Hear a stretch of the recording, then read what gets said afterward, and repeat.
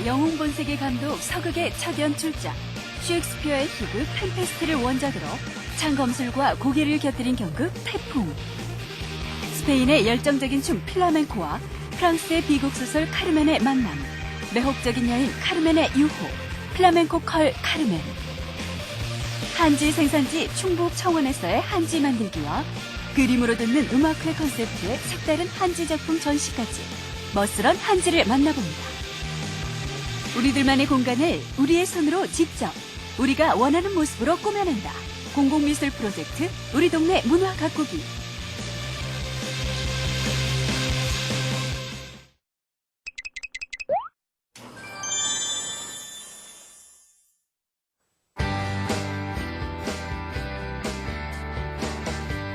안녕하세요. 어린 날의 추억과 같은 재미와 감동을 전해드리는 문화 스테이지 컬처 클럽입니다. 네. 미선 씨, 네. 88 서울올림픽 때 기억나십니까? 글쎄요, 어려서 기억이 잘 안 나는데요. 또 왜 이러세요? 아니, 88학번이라고 해도 88학번이요? 네, 그럼 좀 무리가 있죠. 네, 그래요. 그만큼 성숙미가 있다는 네, 얘기긴 사실 한데. 호돌이 마스코트하고 사진도 같이 찍었습니다. 아, 아니, 그러시군요. 그런데 왜요, 갑자기? 아니, 88 서울올림픽 때 물론 대단하긴 했지만 저 또 한 가지 기억이 나는 게 예. 영웅본색 2. 오. 이 영화가 그때 당시 또 개봉을 했었거든요. 많은 남자들의 로망이잖아요. 저는 이제 어린 친구들하고 그 쌍권총 대신에 쌍물총을 들고 열심히 또 싸웠던 그런 네. 재밌는 기억이 나서요. 아, 친구들과 장난치는 일중 씨의 모습이 그대로 그려지는데요. 유치한 장난도 많이 했었잖아요. 영웅본색 2 이런 거. 투캅스 투 이런 거. 그렇죠. 네. 자, 그래서 저희가 준비한 첫 번째 소식입니다. 아마 제 나이 또래 남자들이 이분의 영화 보면서 많이 컸거든요. 홍콩 액션 영화의 거장 누군지 아시겠죠?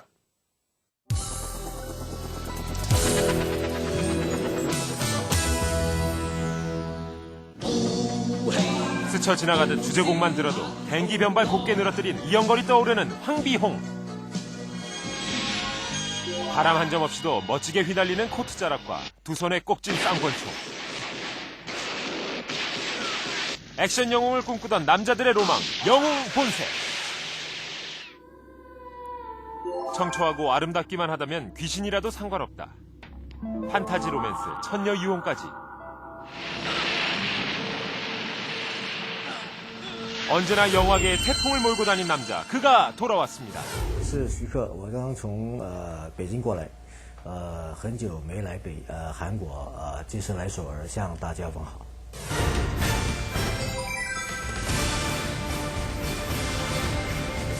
홍콩 느와르의 개척자이자 액션 활극의 거장, 서극. 后来拍武侠片之后，他们觉得我是武侠片导演。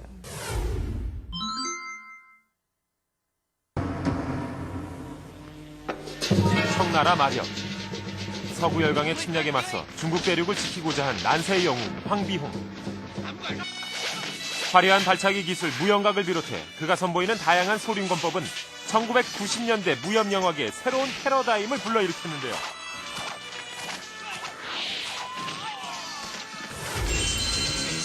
하지만 앞서 80년대를 주름잡은 무협 액션 영화가 있었으니 바로 영웅본색 시리즈. 사나이들 간의 의리와 현란한 총격신, 그리고 홍콩 뒷골목의 암흑가를 풍자한 영웅본색은 홍콩 느와르란 새로운 장르를 탄생시켰을 뿐만 아니라 중국, 홍콩을 넘어 한국은 물론 동아시아 전역에서 각광을 받으며 서극 감독을 무협 영화계의 거장으로 올려놓는 결과를 낳게 됩니다. 其实我一直都觉得给观众一个，反正你在什么时候拍什么电影，他就对这个电影有一个印象啊。我记得我还没有开始拍武侠片之前，我开始拍喜剧的，他们一直觉得我是个喜剧导演。后来拍武侠片之后，他们觉得我是武侠片导演。我不知道下一步我会拍，比如说我拍侦探片，他们会觉得我是侦探片导演这样子。我觉得观众累积的经验是印象是根据他看过东西嘛，所以我觉得。 也许就是我一辈子都是武侠导演啊，我可能一辈子变过很多次也不一定，突然间变这个，忽然变那个不一定。 그렇습니다. 사실 서극 감독의 필모그래피를 살펴보면 무협 영화 외에도 로맨스나 코미디 장르의 작품들도 많이 보이는데요.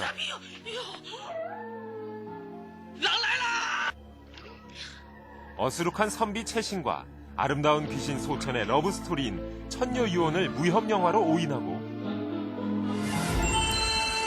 인간이 되고 싶은 뱀들의 이야기를 그린 중국의 신화 백사전을 소재로 한 판타지 영화 청사를 무협 영화로 여기는 것.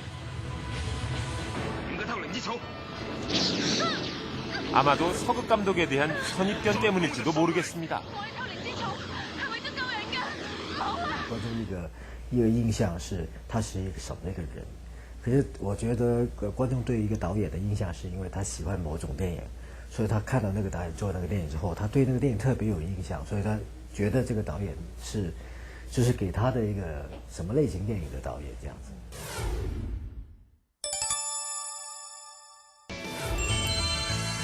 오는 11월까지 이어질 제3회 세계 국립극장 페스티벌의 개막식 날. 서극 감독이 레드카펫을 밟으며 등장했는데요. 그가 오랜만에 한국을 다시 찾은 이유. 바로 그의 새로운 작품을 선보이기 위해서였습니다. 러시아 3대 발레단으로 꼽히는 국립 크렘린 발레단이 12년 만에 선보이는 에스메랄다를 비롯해 프랑스 부르주아들의 카드놀이를 빗대어 시대상을 풍자한 외젠 라비시의 희곡 라카뇨트. 벨기에 현대무용단 밤드픽의 감각적이고도 독특한 안무가 돋보이는 올르롱까지 쟁쟁한 해외 초청작들 속에서도 서극 감독의 작품이 개막작으로 선정됐는데요. 영화가 아닌 연극 태풍이었습니다. 我觉得很陌生对我来讲，因为我觉得还是很多东西不知道啊，很多事情都是很好奇。做舞台剧基本上就是我觉得是干脆是跟吴兴国的认识那么多久之后的一种合作的一个经验。 세계적인 영화 감독 서극의 첫 연극 연출작이라는 타이틀도 모자라 영화 와호장룡으로 2001년 아카데미 시상식 베스트 의상 디자인상을 수상한 팀 윕. 배우이자 예술감독인 우심꾸오의 합작으로 만들어졌는데요.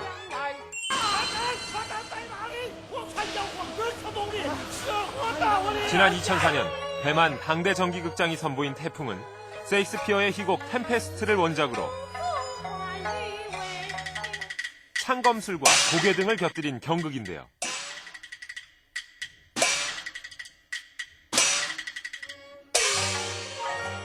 경극 특유의 손놀림과 독특한 창법, 중국풍의 화려한 의상과 강렬한 분장을 선보이며 처음 접한 경극의 매력을 한껏 끌어올린 그런 공연이었습니다. 那另一个东西是莎士比亚的东西，莎士比亚的东西是比较我一直都很想去找莎士比亚的一个东西来跟我给我做一次。那以前我们看了很多很出名的莎士比亚的作品，无论电影也好，话剧也好，我都看过。可是自己去做好像就没有想到一个什么机会样子。所以现在这两个东西结合在一起，给我一个可能性去尝试用一个舞台方式去表现自己的话，我觉得这次是给我一个很有趣的一个机会，所以我觉得这个对我也来讲是一个很大的意义。朝雨人恶杀，大地起盘歌。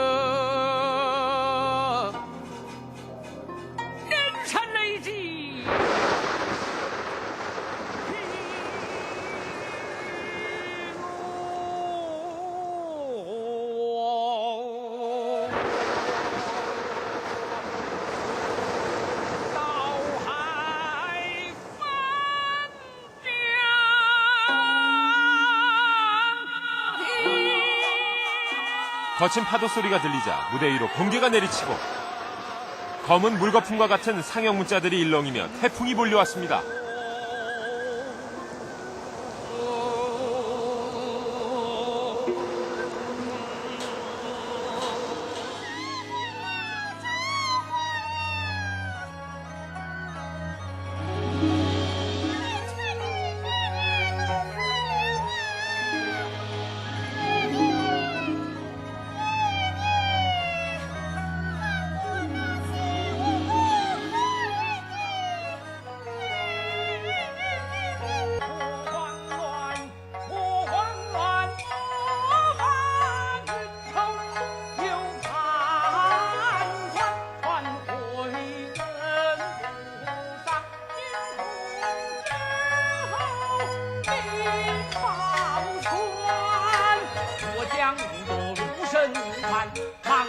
경극 태풍은 셰익스피어 원작의 스토리를 그대로 차용하고 있었는데요.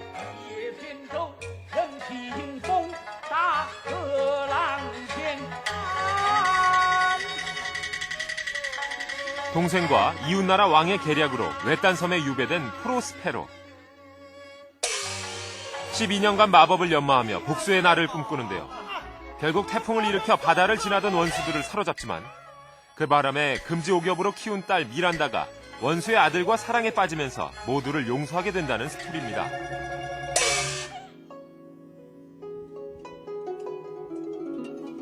서극 감독이 태풍을 영화나 단순한 연극이 아닌 경극으로 만든 것에는 특별한 이유가 있다는데요. 중국적 색채가 강한 경극의 색과 악에 현대적인 요소를 가미해 경극의 세계화를 도모하고 셰익스피어의 스토리에 중국의 시대상을 풍자한 것이라고 합니다.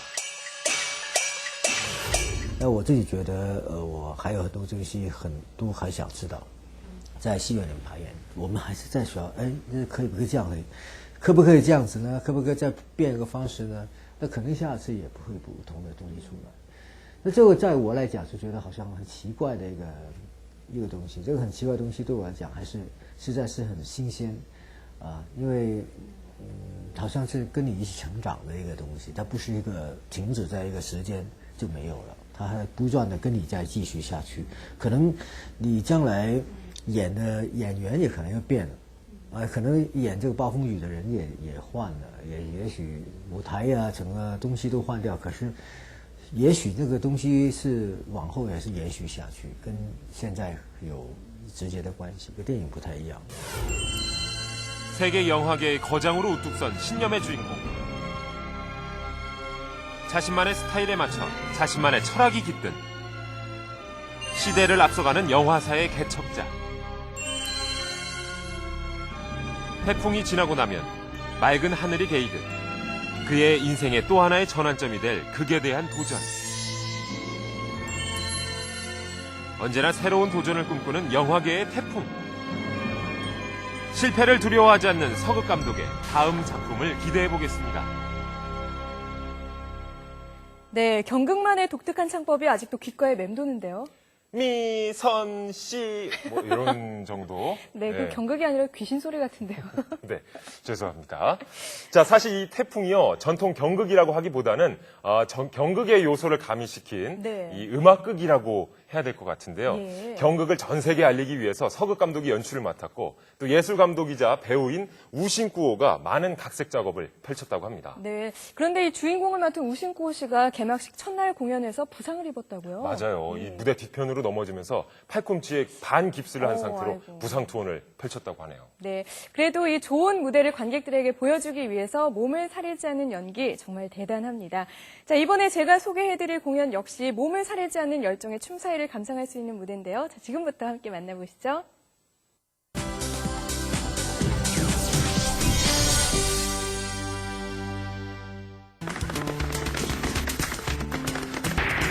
정열의 춤 플라멩코와 프랑스 소설의 대표 비극 카르멘이 만났다.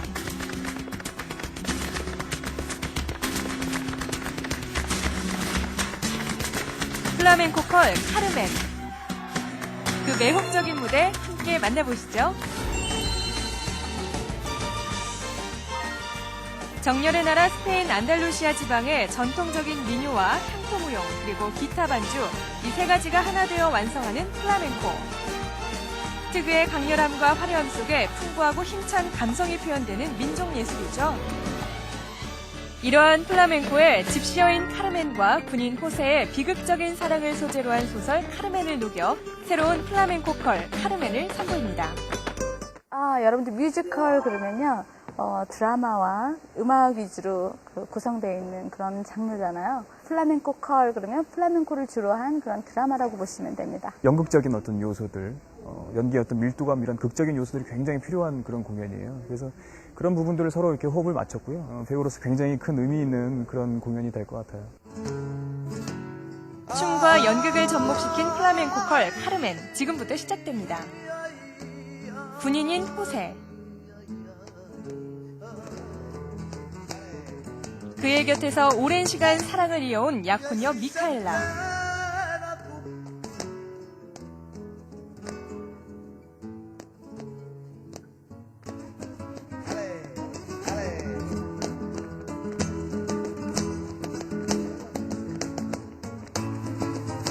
하지만 이들의 평온한 사랑은 그리 오래가지 못합니다. 호세에게 곧 새로운 사랑이 나타나기 때문입니다. 그녀는 바로 정열의 여인 카르멘.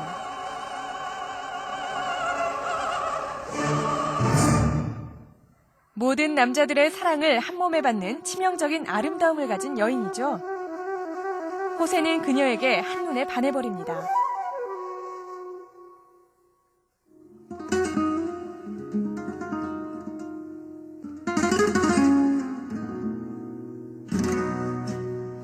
여인들 사이에서는 질투와 시기의 대상인 카르멘. 평소 그녀를 견제하는 동료의 공격으로 충대결을 펼치게 되는데요.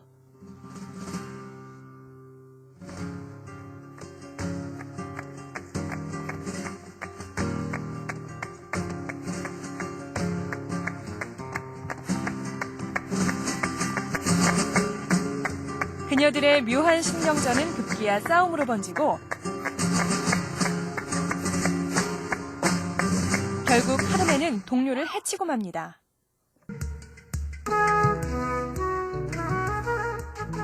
그 현장에 진상조사를 나온 호세. 어쩔 수 없이 카르멘을 체포하게 되는데요.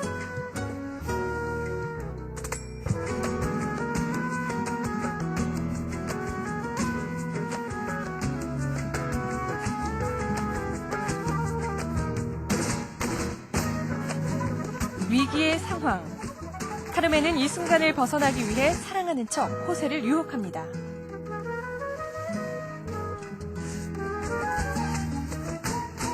혼란에 빠진 호세. 그 틈을 타고 도망가는 카르멘.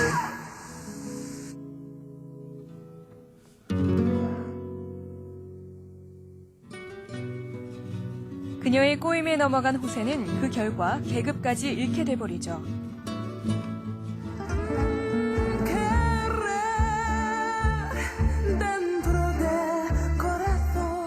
호세를 망가뜨려 놓고 버젓이 술집을 찾은 카르멘.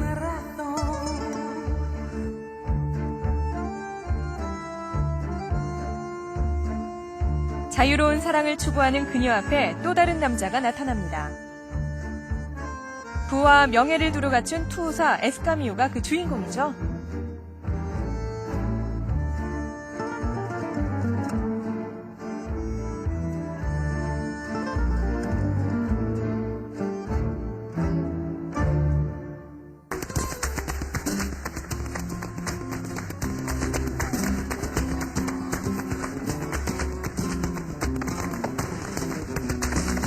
현란하고 매혹적인 몸짓으로 문남성들의 시선을 사로잡는 카르멘.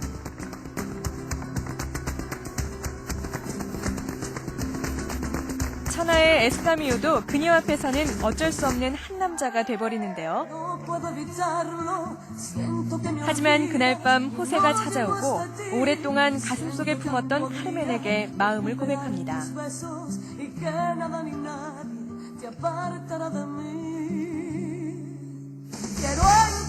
그런 호세를 방으로 유혹하는 카르멘.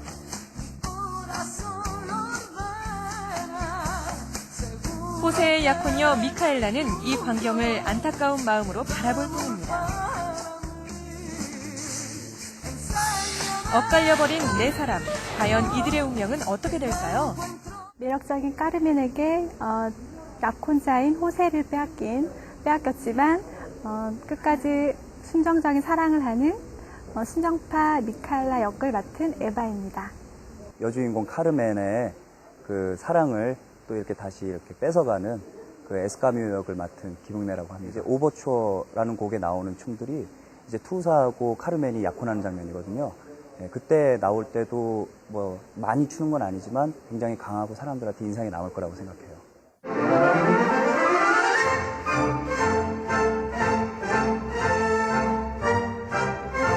카르멘과 에스카미오의 결혼식 날, 카르멘이 결국 호세를 버리고 부와 명예를 가진 투우사 에스카미오를 선택한 것인데요.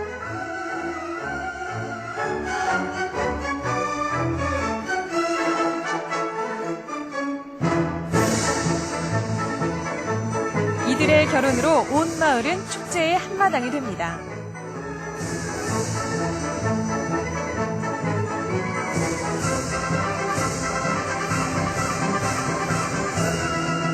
하지만 이들의 사랑을 받아들일 수 없는 사람이 있었으니 바로 자신을 버린 카르멘을 여전히 잊지 못하고 매달리는 호세. 그렇게 자신에게 집착하는 호세에게 더 실증을 느끼는 카르멘. 카르멘이 밀어낼수록 호세의 분노는 극에 치닫고 결국 흥분을 참지 못한 그는 카르멘에게 단검을 들고 맙니다. 사랑이 부른 비극 카르멘. 열정적이면서도 강렬한 플라멩코와 함께하니 그 감정이 더 고조되는 듯 하는데요. La verdad es que después de este espectáculo uno tiene la impresión de que el flamenco es bien entendido y comprendido por los coreanos. Es verdad que es un baile y es un arte muy español, pero los coreanos tienen talento, tienen sensibilidad y están muy dotados para entender el flamenco. 음악하고 배우들이 하는 거하고 매치가 됐어요. 그동안에 음악만 듣고 있다가 같이 이렇게 하는 걸 보니까 참 좋았어요. 플라멩코를 처음 보는 거거든요. 처음 보는데도 굉장히 마음을 기쁘게 하고 흥분되는 것 같고 그 여자의 한이라는 것을 풀어주는 것 같아서 느낌이 참 좋았습니다.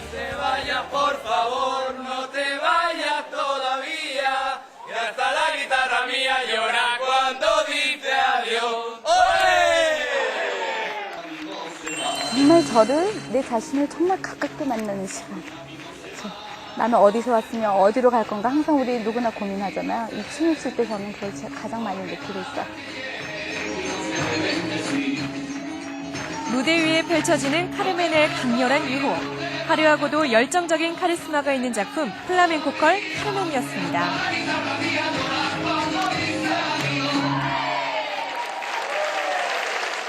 올레! 아직도 흥이 가시지 않습니다. 예, 스튜디오로 그대로 그 흥이 좀 전달이 되는 것 같은데 네. 제가 지난번에 한번 플라멩코를 배워봤잖아요. 그랬었죠. 쉽지 않은 무용이거든요. 체력 소모가 많습니다. 그거 잠깐 배우고 그러시는 거예요? 잠깐 했는데도 그렇더라고요. 네. 네. 자, 그래서 이 댄서와 배우들이요, 완벽한 플라멩코를 선보이기 위해서 아주 오랜 기간 동안 연습을 했다고 하는데, 댄서들은 연기를, 그리고 배우들은 플라멩코를 배워야만 했다고 하네요. 그렇고요. 네. 특히나 이번 공연은 사단법인 한국플라멩코협회 창립 기념으로 선보인 네. 공연이라고 하죠. 그래요. 내년이 바로 이 한서수교 60주년이거든요. 이번 공연을 계기로 플라멩코 문화를 널리 알리겠다는 그런 깊은 의미가 담겨 있다고 합니다. 네, 환상적인 공연 잘 봤고요. 이번에는 우리의 전통을 찾아서 아름다운 농촌으로 떠나볼 시간입니다.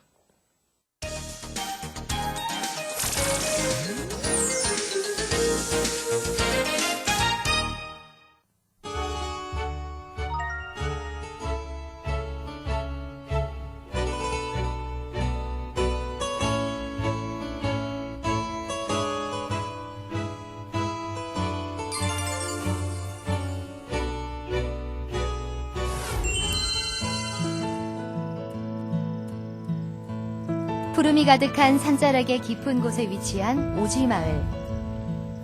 이곳에서는 예부터 한지를 생산해오고 있다고 해서 찾아와 봤습니다.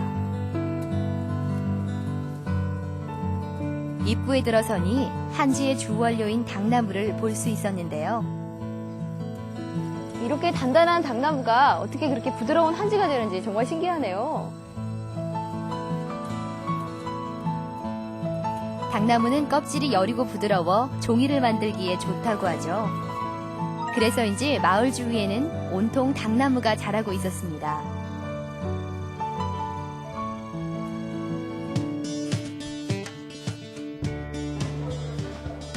이곳은 마을의 한지 체험센터인데요. 마침 아이들이 찾아와 마을의 어르신과 함께 한지를 만들어 보고 있었습니다. 이 마을은 우리 고유의 전통 한지를 체험해 볼 수 있고 그 우수성을 사람들에게 알리고 있다는 것을 인정받아 한지 마을로 선정됐다고 하는데요. 전락 한지 마을은 옛날부터 이 한지가 전통적으로 재배되어 온 지역입니다.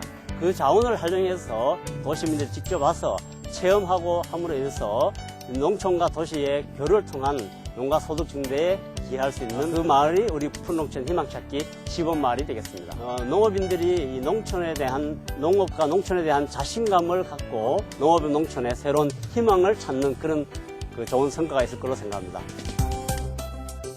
이곳을 방문한 사람들에게 한지의 특성과 우수성을 알리기 위한 한지공예 체험도 마련되어 있었습니다. 이걸 하는데 막 재밌고 막 종이가 부드러워서 그림도 좀 더 잘 그려졌어요. 이렇게 한지는 다양한 공예품으로도 활용되는데요. 예부터 한지는 다른 종이에 비해 질기고 오래가며 통풍이 잘 되고 보온성이 우수해서 장식성과 실용성을 인정받아 공예품으로 제작됐다고 하네요. 한지를 이용한 미술작품까지 만나볼 수 있다고 해서 찾아가 봤는데요. 그림으로 듣는 음악회란 콘셉트의 전시회에서는 우리 한지의 은은함과 악기의 소리를 동시에 보고 즐길 수 있었습니다. 황토빛 때깔이 우러난 우리 가야금에서부터 서양 악기인 바이올린과 피아노까지 모든 작품은 한지를 사용해 표현한 것이라고 하는데요. 처음에 잘 몰랐는데 이렇게 자세히 보니까 종이가 여러 개가 겹쳐서 만들어진 한지가 확실하네요. 근데 질감이 잘 살아있어서 꼭 피아노랑 바이올린 소리가 막 들려올 것처럼 생동감이 느껴지는데요. 어떻게 그 피아노 선율이 느껴지는 것 같습니까?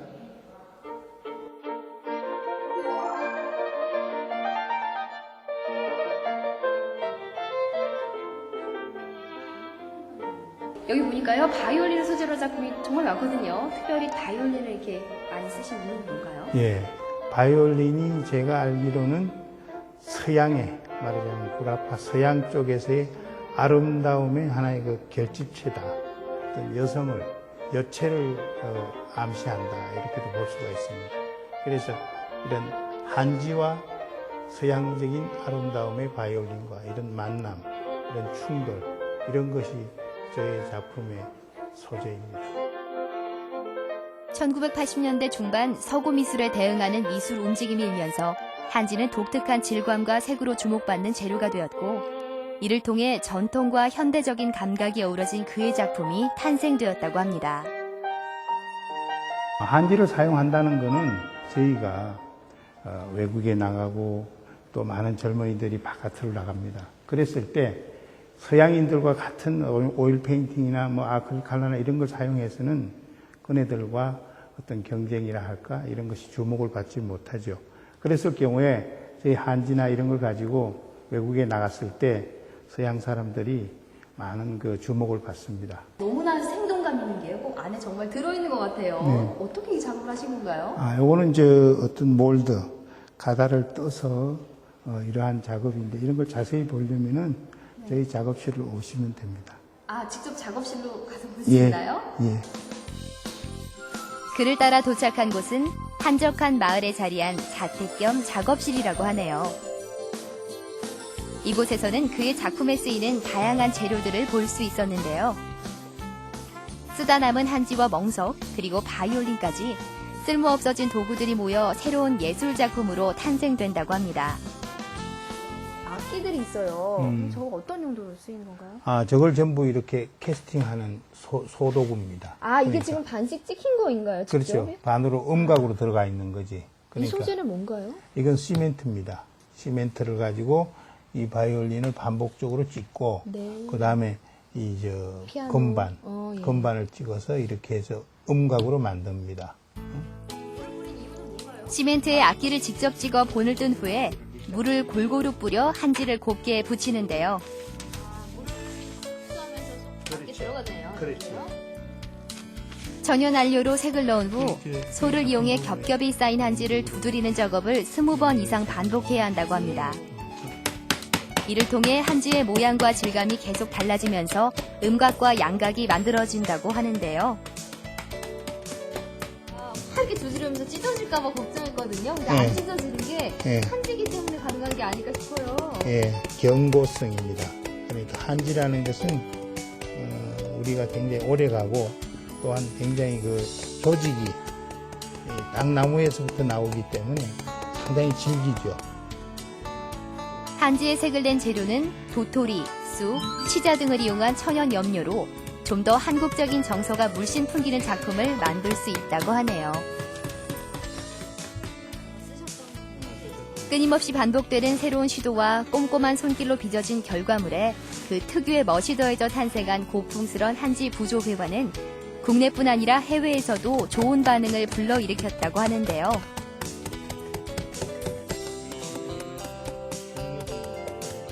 그의 혼이 깃든 한지 작품에는 어떤 철학이 담겨 있을까요? 이 한지와 한국인의 어떤 그런 저기는 감추어집니다. 그러니까 뭔가 조금 보여주고 수줍어하는 듯한 이런 느낌, 까칠하고 소박하고 또 어떤 드러나지 않고 이러한 그 겸손하고 이러한 느낌이 나는 너무 나하고 맞다. 그는 두드리면 두드릴수록 부드러워지고 즐겨지는 우리의 정서가 담긴 한지를 통해 세계화를 향해 다가가고 있었는데요. 그의 작품을 통해 우리 전통 한지의 우수성을 널리 알릴 수 있기를 기대해봅니다.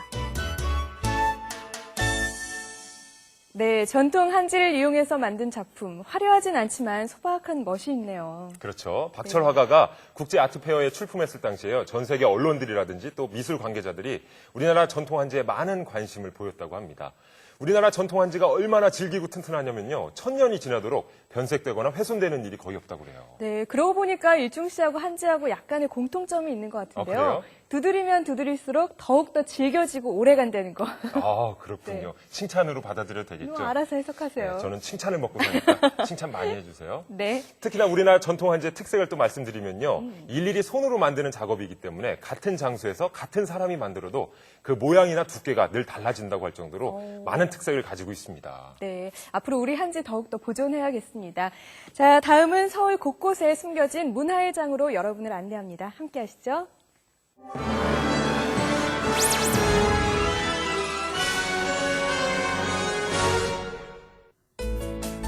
반짝이는 별과 동글동글 토성, 거리를 따라 길게 늘어선 가로수들, 무심코 지나치던 평범한 길거리에서 만나는 아름다운 벽화들,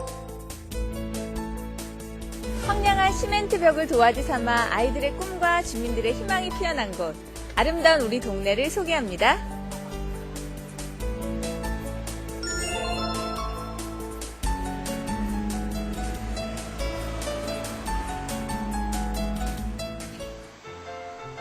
금천구 시흥동에는 마을 구석구석에 아름다운 풍경들이 숨어 있다고 합니다. 공룡을 타고 하늘을 나는 아이, 무지개 위를 달리는 자동차, 그리고 한가로이 과일을 쪼아먹는 새까지. 아파트를 둘러싼 돌담길을 따라 이어지는 아기자기한 타일 벽화들이 햇빛을 받아 반짝반짝 빛이 나는데요. 너무 예쁘지 않나요? 불과 5년 전까지만 하더라도 어두웠던 옹벽이 이렇게 아름다운 예술로 재탄생됐다고 하네요. 비좁은 동네를 가로지르던 옹벽이 칙칙한 회색 옷을 벗고 화사한 새옷을 입은 것인데요. 엄마들의 놀이터 동네 옷가게와 아이들의 놀이터 어린이집, 그리고 따뜻한 차 한 잔의 여유가 있는 커피숍이 그려진 벽화들. 이 벽화들은 지난 7월부터 동네 주민과 어린이들이 합심해 만들어낸 작품이라고 하는데요. 알아 몰라 이거? 시골에 있자. 어둡고 칙칙하던 옹벽이 이제는 시흥동의 명물로 변신한 것이죠. 우리들만의 공간을 우리들의 손으로 직접 우리가 원하는 모습으로 꾸며낸 곳. 마음만 자라 깨끗해요. 이거 보니까 이런 좋은 기술도 있구나. 나 그랬어요. 지나가기만 해도 더 깨끗하고 환경이 좋아요. 이는 서울의 곳곳을 단장하는 공공미술 프로젝트 우리 동네 문화 가꾸기의 일환이었는데요. 오늘 또 하나의 예술이 탄생. 노원구에 있는 어린이들의 쉼터가 새롭게 바뀐다고 합니다. 이미 많은 사람이 모여 있었는데요. 여기 어떻게 오셨어요? 네, 중계동에 명물이 있다고 그래서 왔는데 참 기대가 돼요. 예쁘게 꾸며졌다고 하는데 너무 기대되는데요. 많은 사람들이 기대감을 품고 있는 작품이 공개되기 전 간단한 마임 공연이 펼쳐졌는데요.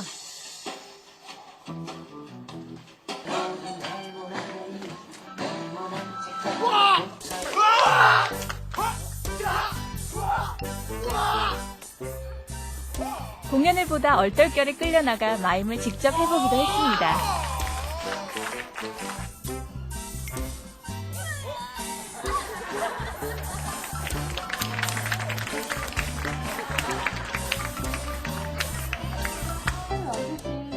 커다란 천으로 가려진 작품이 드디어 공개될 시간. 여러분들 앞으로 당기지 마시고요. 손을 밑으로 내려주시기 바랍니다. 예. 하나, 둘, 셋. 드디어 기다리고 기다리던 어린이집 공개. 아이들의 희망처럼 푸른 하늘빛으로 채워진 새로운 놀이터.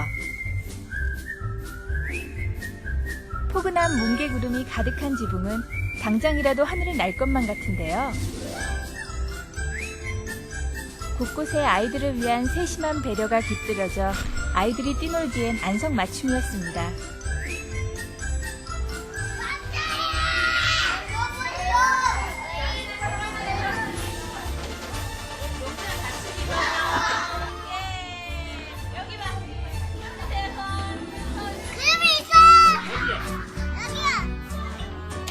실내를 감싼 푸른 하늘에는 아이들의 눈높이에 맞춰 다양한 모양의 구름들이 그려져 있었는데요. 이게 무슨 구름이야? 고양이요. 얘는? 새요. 놀이터가 바뀌어서 너무 좋아요. 새로운 것도 있고. 친절한 선생님들의 보살핌과 함께 새로운 놀이터에서 뛰놀게 될 우리 아이들의 모습을 보니 왠지 모를 안도감과 뿌듯함이 밀려왔는데요. 저희가 여기는 바깥에는 모래 놀이터였거든요. 그래서 이렇게 만들고 나서는 비가 오거나 너무 더운 날씨여도 상관없이 아이들이 즐겁게 뛰어놀 수 있는 공간으로 바뀌어서 너무 좋습니다. 자라나는 꿈나무들을 위한 선물인 하늘을 나는 코끼리 버스로 아이들의 희망과 상상력에 날개를 달아주고자 했다는데요.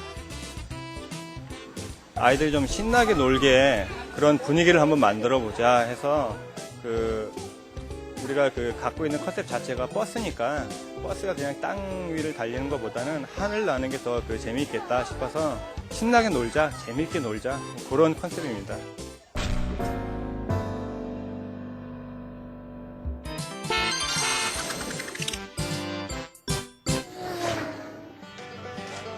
무려 한 달 동안이나 꼬박꼬박 진행된 공공미술 프로젝트. 미술치료 프로그램을 통해 아이들이 가장 좋아하는 동물을 알아내 어린이집 공간을 꾸민 것이라고 하는데요. 맘껏 뛰놀 공간 하나 없었던 저소득층의 아이들을 위한 새로운 공간으로 거듭났습니다. 서울시에는 아직도 거리마다 낙후된 공간들이 많이 있습니다. 그래서 문화의 손길이 닿지 않은 그 공간에 지역 주민과 작가들이 함께 참여해서 그 지역의 공공 공간을 꾸미는 그런 프로젝트라고 할 수 있습니다. 비록 예술인들의 작품은 아니지만 우리의 손으로 직접 만들어 가꾼 우리 아이들만을 위한 공간이기에 더욱 큰 의미가 깃들어 있었는데요. 내면으로 가도 예쁘고 안에 들어가면 그 놀이기구들이 있어가지고 아이들이 안전하게 또 자유롭게 뛰어놀 수 있는 공간이 있어가지고 참 좋게 변한 것 같아서 엄마로서도 좋고 우리 애기도 이렇게 뛰어놀 수 있는 공간이 있어서 좋아진 것 같아요. 익숙한 길, 무심코 지나치던 소외된 공간들이 예술이 되고 서울 구석구석 곳곳에 문화적 명소가 피어났습니다. 세상을 더욱 아름답게 만드는 우리 동네의 작은 변신. 다음은 어디일까요?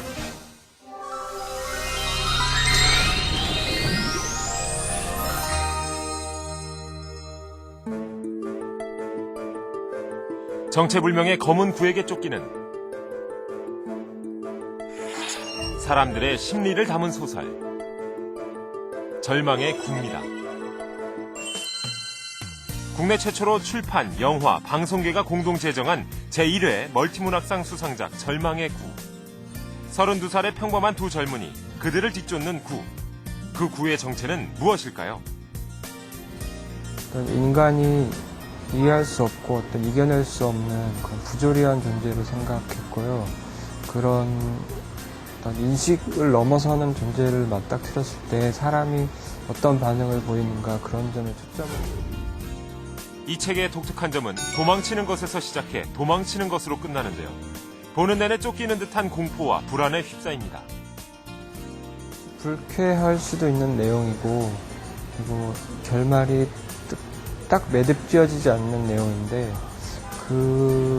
이런 결말에서 느끼는 감정을 그냥 감정으로 생각한다기보다는 그걸 통해서 자신이 갖고 있는 절망감이나 공포 같은 걸 다시 한번 생각하는 계기가 됐으면 합니다.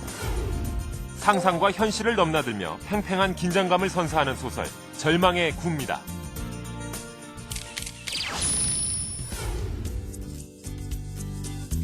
거대한 조형 예술품이 탄생했습니다. 한 기업의 재능 기부로 만들어진 공간. 기다림이 즐거워진 버스 정류장 서울역 아트쉘터입니다. 올해 초 한 기업에서는 우리나라 신예 디자이너들의 작품을 해외에 소개하고 전시하며 세계 무대 진출을 도왔는데요. 이러한 활동은 재능 기부의 일환이었습니다. 재능 기부란 기업이 갖고 있는 재능을 활용해 사회에 공헌하는 것을 뜻하는데요. 디자이너 개인들이 해외 시장에 자신의 작품들을 선보이는 것이 쉽지 않은 일인데 기업이 그 역할을 해주어서 많은 작가들이 해외에 진출할 수 있는 기회를 좀 얻는 것 같아서 참 저희한테 꼭 필요한 재능 기부였던 것 같습니다. 이 기업의 또 다른 재능 기부, 서울역 버스 정류장을 변화시켰습니다. 이곳은 일목요연하게 정리돼 편리함과 깔끔함으로 다시 태어났는데요. 기업이 잘하는 분야에서 기업이 가지고 있는 전문성과 어떤 재능을 활용을 해서 기부를 하게 되면은 그게 좀 더 적극적이 되고 또 좀 더 좀 지속성이 가능하다고 생각을 하게 돼서 우리가 가지고 있는 디자인 관련된 역량을 좀 활용을 해보자라는 취지에서 디자인 재능 기부라는 걸 하게 되었습니다. 그래서 오늘의 버스 쉘터가 생기게 됐습니다. 평소 디자인 부분에서 두각을 나타낸 이 기업은 광고로 뒤덮였던 버스 정류장을 투명한 유리로 바꿔 쾌적한 공간으로 만들었는데요. 한 15분 기다렸거든요. 네, 그때 여기 광고가 없어지니까 원래 광고 있을 때 되게 답답했었는데 광고 없어져서 시원한 느낌이 들고요. 밤에는 뭐 불도 들어온다니까 이쁠 것 같은데요.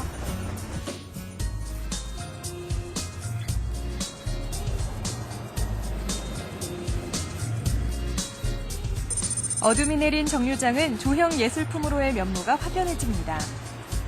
낮에는 쾌적함을 준 유리창으로 이루어진 공간이 밤이 되면서 화려한 조명으로 빛을 발하는데요. 도시의 중심, 서울역 버스 정류장이 아름다운 야경의 명소로 자리 잡았습니다.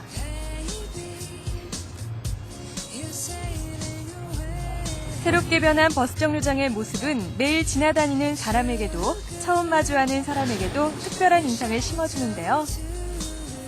시속이라고 해야 되나요? 좀 깔끔하고 심플하면서 되게 좀 그 서울에 바로 처음 올라오는 사람들이 봤을 때도 여기 되게 좀 괜찮다라는 느낌이 들 정도로 예쁘게 바뀐 것 같아요.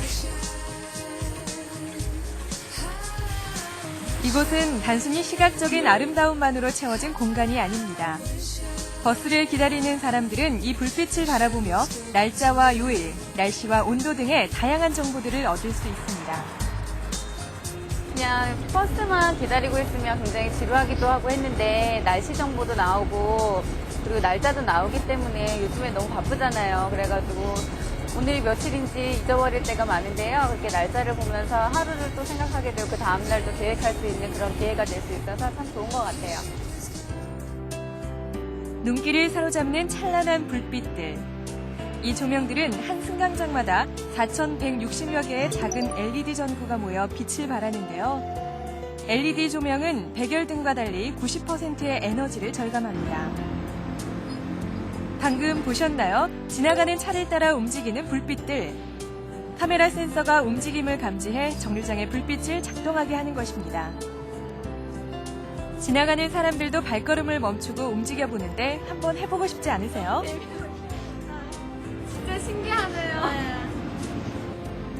정류장을 한 곳으로 집중시켜 환승 시간은 줄고 헤어짐이 아쉬운 연인들의 함께하는 시간은 늘었는데요. 집 방향이 완전 반대라서 남자친구가 먼저 저 집에 갈 때 데려다주고 그리고 버스 타러 다시 가서 버스를 타고 가고 이랬었는데 지금 여기는 버스가 이쪽으로 한 곳에 다 오니까 여기서 같이 기다리면서 버스 같이 타고 이럴 수 있어서 되게 그런 점이 좋은 것 같아요. 같은 공간에서 버스를 기다리며 새로운 경험을 함께 한다는 것. 이들에게는 또 하나의 추억의 장소가 될 듯합니다. 네, 너무 재밌어서 더 놀다 가고 싶어요.